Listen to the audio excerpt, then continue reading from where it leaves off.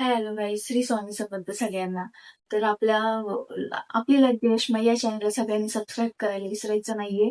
खूप सारं तुमचं प्रेम द्यायचं, लाईक, शेअर, कमेंट, सबस्क्राईब करा, खूप साऱ्या कमेंट करा. पण प्लीज विनंती आहे माझी एक, की छान कमेंट करा, चांगल्या कमेंट करा. तुमच्या चांगल्या कमेंटनी मला प्रोत्साहन भेटते आणि मी जे काही सांगते ते सगळं खरं आहे, खोटं काहीही नाहीये याच्यामध्ये. किंवा मी काही वाढून चाढून सांगते, किंवा काही लोक म्हणतात तू नवऱ्याची बदनामी करतेयस किंवा काय. तर मला काही इंटरेस्ट नाही त्याची बदनामी करायला. तुमच्या आग्रहाखातर ही माझी जीवन कहाणी मी तुम्हाला सांगते आणि जे घडलंय माझ्यासोबत तेच मी तुम्हाला सांगते. तर काही लोक म्हणतात तू तेच तेच सांगते, तर मी तेच तेच काही सांगत नाही. जे जसं घडलंय तसं मी तुम्हाला सांगते. काही गोष्टी आता त्या मी 10 वर्ष मी ते सहन केले, तर मी तुम्हाला ते 10 वर्ष तर नाही सांगू शकत. त्याच्यामधले जे काय मेन पॉइंट आहेत किंवा जो काय मला त्रास झालाय, ज्या गोष्टीमुळे झालाय, किती त्रास झालाय, कसं झालाय, ते मी तुम्हाला शॉर्टकटमध्ये जेवढं सांगता येईल तेवढं मी सांगण्याचा तुम्हाला प्रयत्न करते. एवढंच आहे. बाकी याच्या व्यतिरिक्त मी तुम्हाला जास्त वाढून चाढून असं काही सांगत नाहीये. आणि तुम्हाला मी सगळ्या गोष्टी ह्याच्यात म्हणजे नाही का वाटत असेल तर मी त्या गोष्टी प्रूफ सहित, म्हणजे प्रूफ म्हणण्यापेक्षा सगळ्या रिअल ज्या आहेत माझ्या, आता मी जे रिअल जगतीये किंवा काय करते, तो माझ्याबरोबर आहे की नाही आहे, मी हे तुम्हाला सगळं सांगणार आहे.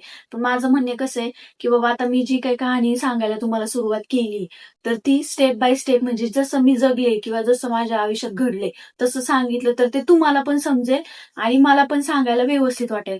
पण काय होतं, काही गोष्टी काही लोक म्हणतात तुझे आत्ता काय चाललंय तुझं ते सांग.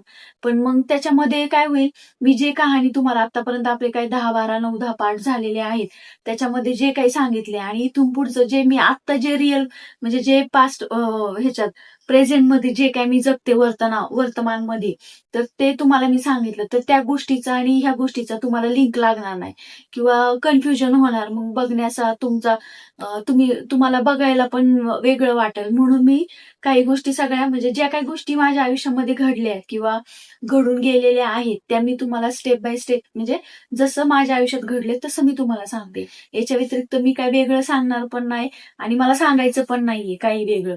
कारण उगाच चुकीच्या गोष्टी सांगून मी तुमच्याकडून सहानुभूती मला मिळवायची आहे किंवा तुमचं एक काय म्हणतात, आपुलकी मिळवायची, असं काहीच माझं इंटेन्शन नाहीये ह्याच्यामध्ये. फक्त एक तुम्ही आग्रहाखातर आणि मी जे काही भोगलंय त्या गोष्टी मला तुम्ही माझी फॅमिली आहे या आधारा, म्हणजे एक फॅमिलीचं आपलं एक नातं झालंय, बॉन्ड तयार झालेला आहे आपला. त्याच्यामुळे मी तुम्हाला या सगळ्या गोष्टी सांगते. बाकी काहीच विषय नाही. तर चला आपण आता मेन मुद्द्यावर येऊया, की जो मागचा पार्ट होता, की बर्थडेला, माझ्या मुलीचा बर्थडे झाला आला जवळ. तर त्या बर्थडेच्या टायमाला मी त्याला फोन केला किंवा काय काय झालं काय नाही हे इथून पुढे मी तुम्हाला सांगते. तर झालं असं, तर मी त्याला एक 4-5 दिवस आधी फोन केला, की बाबा बाळ आपलं, म्हणजे तसं फोन करायचा विषय माझ्या मनात तर नव्हताच.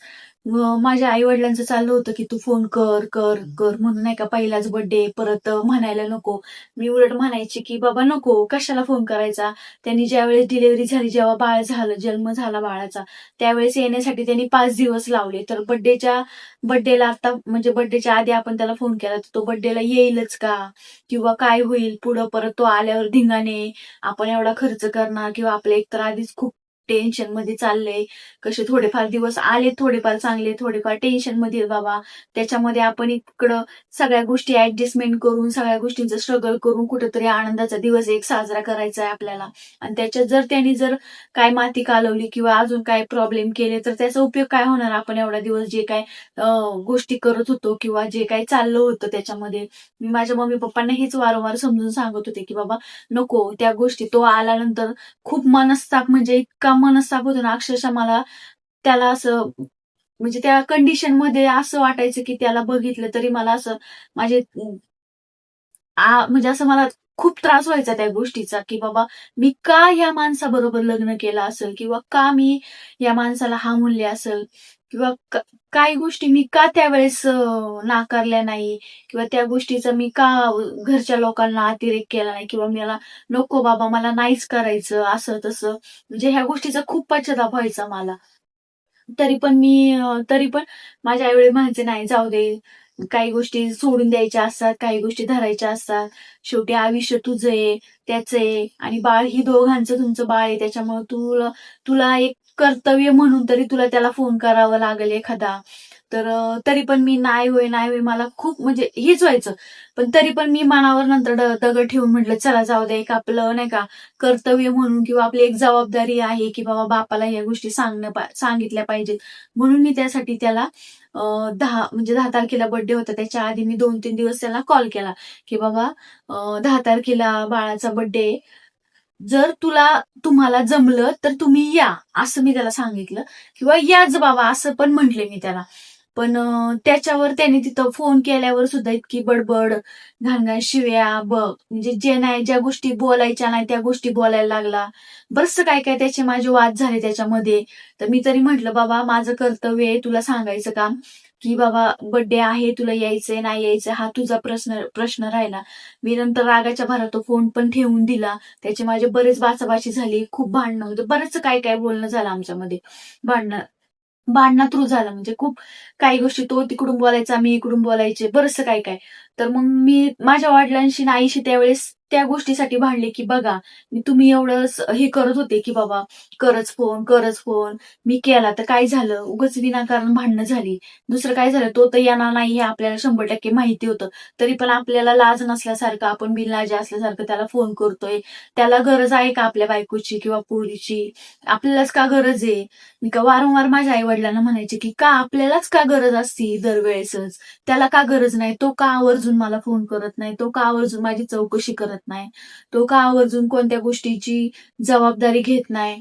त्यांनी असं स्वतःहून आतापर्यंत एकही आपल्याला फोन केला नाहीये की बाबा जाऊ दे, सगळ्या गोष्टी झाल्या गेल्या विसरून जा, आपण नवीन आयुष्य सुरुवात करूया, नवीन आपलं बाळ झाले, वर्षाचं व्हायला आले, मग आपण सगळ्या गोष्टी कानामागं टाकून ज्यांनी जमवलं त्या गोष्टी बाकीच्या ते सगळं ते सोडून म्हटले म्हणावं, असं माझी कायम इच्छा असायची की त्यांनी एक तरी पाऊल पुढे टाकायला पाहिजे होता. तेव्हा आपल्या पुढच्या गोष्टी, मी तर काय म्हणजे आता शेवटी बाई माणसाला, लेडीजला सगळ्या गोष्टी सॅक्रिफाईस करायच्या, एक त्यांची त्याग मूर्तीच असते. बाई म्हणजे एक त्याग मूर्तीच आहे, की बाबा सगळ्या गोष्टी कानामागं टाकायच्या, कितीही त्रास झाला तरी कोणाला सांगायचं नाही किंवा काहीच बोलायचं नाही, अशा बऱ्याचशा गोष्टी. मी मी माझ्या आई वडिलांबरोबर त्या गोष्टीसाठी भांडत राहिले. मग मग ते म्हटले ठीक आहे जाऊ दे, चल आता तू सांगायचं काम केलं, त्याचं यायचं नाही यायचं ते पुढचं पुढचं पुढचं पुढं बघूया. मग मी माझ्या मुलीचा बर्थडे मला पाहिजे त्या पद्धतीने, आणि त्यावेळेस जशी परिस्थिती होती माझी त्या पद्धतीने मी माझ्या मुलीचा बर्थडे आनंदात साजरा केला. म्हणजे मला त्यावेळेस मी बाकीच्या सगळ्या गोष्टी सोडून दिल्या. तो आला नाही आला, काय झालं काय नाही, काहीच नाही. मी छान मस्तपैकी केक वगैरे, तिला ड्रेस, तिला पैंजण वगैरे सगळं आणलं. छान लहान मुलांना बोलून टोप्या वगैरे देऊन सगळ्यांचा मस्त, सगळ्यांचे मस्त नाही का हे करून मग मी छान असा बर्थडे साजरा केला. बर्थडे साजरा झाला. आता बर्थडे तर साजरा झाला, तरी पण वडील म्हणायचे त्यांनी यायला पाहिजे होतं. तो आला असता तर जरा वेगळं असतं. म्हटलं उलट बरं झालं तो नाही आला ना, हेच खूप झालं. कारण तो जर आला असता तर त्याने आपल्याला हा बर्थडे व्यवस्थित करून दिला नसता. उगाच विनाकारण भांडणं झाली असती. दारू पिऊन उगाच, अजून तो तर दारू पिल्याशिवाय आलाच नसता. कारण त्याला दारू म्हणजे तो एक वेळेस बायका पोरं तर त्यांनी म्हणजे बायको आणि पोरीला तर सोडलंच होतं. तो त्याच्यामध्ये ह्या 2 गोष्टीमध्ये, दारू आणि बायको आणि फॅमिली आणि दारूमध्ये जर त्यांनी निवडलं तर ते फक्त त्याने ती फक्त दारूच निवडली. मी त्याला कायम म्हणायचे की दारू सोड बाबा किंवा काय. तो म्हणायचा नाही, मी एक वेळेस तुला सोडेल पण मी दारू सोडणार नाही, असं त्याचं कायम वाक्य असायचं ते एक. तर ह्या गोष्टीचा बरंच म्हणजे हे झालं की बाबा त्याने ती दारूच स्वीकारली, त्याला ती दारूच महत्वाची होती. तर मग आणि बर्थडे वगैरे झाला, मग सगळ्या गोष्टी व्यवस्थित की बाबा चला आता बर्थडे तर व्यवस्थित झाला. मला एक खूप मोठं समाधान भेटलं की बाबा मी जे काही थोडेफार कष्ट करून, जे काही थोडंफार स्ट्रगल करून, आई वडिलांचे थोडेफार पैसे ऍडजस्ट करून जे काही जमवले होते, त्यासाठी म्हणजे ज्या गोष्टीसाठी मी जमवले होते ते खूप साध्य झालं, म्हणजे साध्य झाल्यासारखं झालं की बाबा खूप छानपणे पार पडलं. तिथल्या लोकांनी पण तिला बरेचशा शुभेच्छा दिल्या, खूप साऱ्या प्रेम दिलं सगळ्यांनी. खूप मस्त, म्हणजे मला जसा पाहिजे होता तसा साधा सिंपल पण छान असा बर्थडे झाला. बर्थडे झाल्यानंतर मग तिथून पुढे काय, मग मी टेन्शन म्हणजे थोडे दिवस तर मी काही टेन्शन घेतलं नाही की बाबा चला आता झालंय सगळ्या गोष्टी, आपण थोडंसं पायावर उभा आहे आपल्या, लय नाही पण थोडंफार तरी आपण 10 रुपये तरी कमवू शकतो, एवढी मी कॅपेबल त्यावेळेस झाले होते. आणि मला मशीनचं तर येतच होतं, झालंच होतं माझं, आणि पार्लरचं पण थोडंफार मला काम जमत होतं. तसंच मी ते पार्लरचं पण काम करत होते, कोणाच्या घरी जाऊन किंवा जसं तिथं ज्या ज्या बायकांना माहिती होतं तसं ते घरी यायचे, आयब्रो फेशियल वगैरे मी तसं घरात जसं जमल तसं मी करत होते. पण जास्त भांडवल नसल्यामुळं मग जास्त गोष्टी पुढं करता नाही आल्या. पण मग तरी पण मी 2-3 महिने व्यवस्थित राहिले. मग तिथून पुढे एक मी खूप मोठा असा निर्णय घेतला, की आता बास. किती दिवस आपण आई-वडिलांवर बोज म्हणून राहायचं किंवा त्यांच्या ओझं म्हणून राहायचं, की बाबा त्यांना त्रास होईल आपला. शेवटी कसं असतं, आई-वडील जरी असले तरी त्यांना काही गोष्टी माझ्यामुळं त्यांना नाही का दडपण आल्यासारखं व्हायचं किंवा म्हणजे ते स्वतःहून कधी बोलले नाही, कारण शेवटी आई-वडील आहेत माझे होते आणि कोणी कोणाचेही आई-वडील असले तरी मुलगी त्यांना जड नसती. पण मला असं आतोनात वाटायचं, की बाबा त्यांना माझ्यामुळं काय त्रास होईल किंवा होतोय त्रास एवढा. तर मग मी एक खूप मोठा असा निर्णय घेतला, की बाबा आता त्यांच्यापासून थोडंसं जरा तुटक राहायचं, की बाबा नाही का त्यांना म्हणजे त्यांच्या जवळच राहायचं, पण त्यांच्यापासून थोडंसं लांब म्हणजे कसं, की बाबा आम्ही एकत्र राहत होतो, तर ते थोडंसं दुसऱ्या ठिकाणी राहायचं असा मी निर्णय घेतला.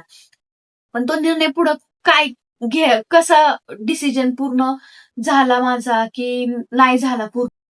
तर तो डिसिजन मी जो घेतला डिसिजन, तर त्याला माझ्या आई-वडिलांनी काय विरोध केला किंवा काय केला. मी डिसिजन असा घेतला होता, की बाबा मला वेगळं राहायचंय, एकटीला राहायचंय. पण त्याच्यामध्ये पण माझ्या आई-वडिलांना टेन्शन, की बाबा कसं, काय, कसं होईल, काय होईल? मग त्याच्यामध्ये पण त्यांनी विरोध करायला सुरुवात केली माझ्या आई-वडिलांनी. तर का विरोध करायला सुरुवात केली, काय नाही. तर हा ब्लॉग मोठा व्हायला लागलाय. त्याच्यामुळे मी तुम्हाला नेक्स्ट पार्टमध्ये सांगते, की पुढं मी एकटी राहिले किंवा नाही राहिले, माझे आई-वडील का विरोध करत होते, काय गोष्टी मला समजून सांगत होते किंवा काय नाही. ते जर ऐकायचं असेल तर तुम्हाला हा नेक्स्ट पार्ट बघावा लागेल. आणि आपलं हे जे पार्ट चालू आहे त्यांना खूप सारं तुमचं प्रेम भेटते. त्याबद्दल तुमचे मी मनापासून आभारी आहे. आणि आपल्या चॅनलवर नवीन कुणी असेल तर लवकरात लवकर सबस्क्राईब करायचंय. म्हणजे माझे नवनवीन येणारे व्हिडिओ तुम्हाला बघायला भेटतील. पुढचे पार्ट पण बघायला भेटतील. पुढचं पार्ट पण खूप छान आहे. खूप स्ट्रगल जेवढं मी केले तेवढं मी तुम्हाला सांगत जाणार आहे. आणि जे काही झाले ते पुढच्या पार्टमध्ये नक्की बघा आणि आजचा ब्लॉग कसा वाटला कमेंटमध्ये नक्की सांगा. धन्यवाद.